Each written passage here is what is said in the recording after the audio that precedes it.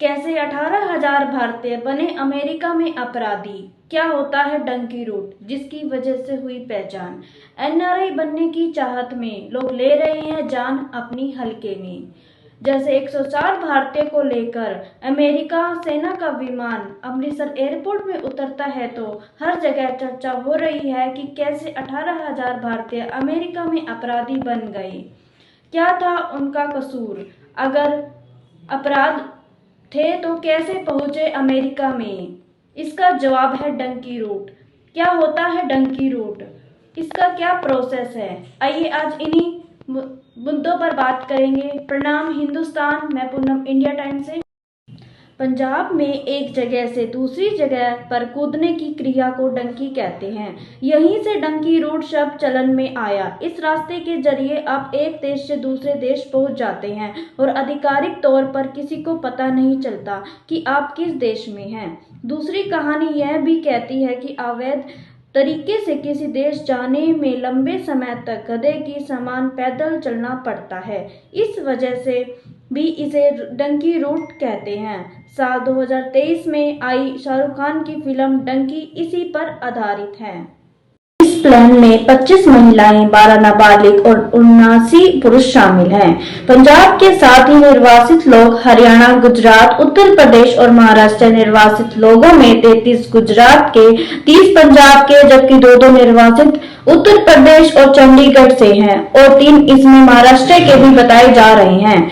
Dunki root का मतलब किसी देश में अवैध रूप जाने की कोशिश करना। जैसे बांग्लादेशी इंडिया घुसाते हैं, इनमें यह देश कनाडा, अमेरिका, ब्रिटेन, मैक्सिको सहित कोई भी देश हो सकता है। लेकिन अमेरिका के देशों तक पहुंचाने के लिए एजेंट्स से संपर्क करते हैं और उन्हें पहुंचाने का रास्ता उन्हीं पर निर्भर करता है कि एजेंट को उन देशों के मानव तस्कर नेटवर्क से कैसे लिंक है।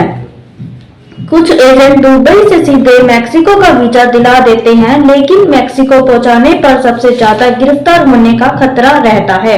इसलिए एजेंट्स अपने क्लाइंट्स को किसी लैटिन अमेरिका देश में उतारते हैं। उन्हें कोलंबिया ले जाया जाता है। कोलंबिया से पनामा के जंगल में ले जाया जाता है। इस दौरान उन्हें डायरिंग गैप के नाम के खतरनाक जंगल को पार करना होता है। जंगल में पानी की कमी तो होती है, जानवरों और क्रिमिनल्स गैंग्स का भी खतरा रहता है। विदेशी सपना रखने वाले लोग इस रास्ते पर लूटपाट का शिकार हो जाते हैं। यहाँ किसी का कानून नहीं होता। सब कुछ ठीक रहा तो 8 से 10 दिन में रास्ता पूरा हो जाता है।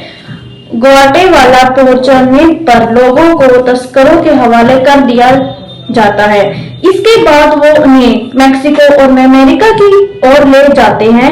अमेरिका और मैक्सिको के बीच 31-40 किलोमीटर लंबी सीमा है, पार करना होता है।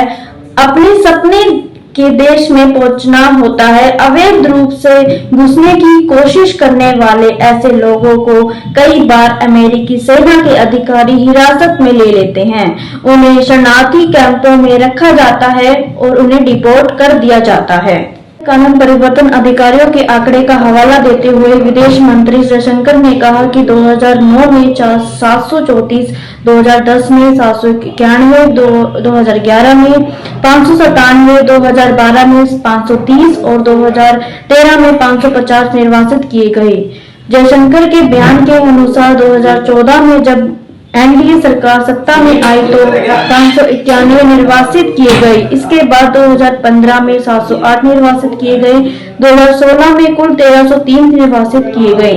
2017 में 1024, 2018 में 1080। सबसे अधिक निर्वासन 2019 में किए गए जब 2044 अवैध भारतीय अप्रवासियों को देश वापस भेजा गया था। 2020 में निर्वासन संख्या 1868 थी। 2021 में 805, 2022 में 862, 2023 में 670। पिछले साल 1368। इस साल अब तक 104 भारतीयों को वापस भेजा गया।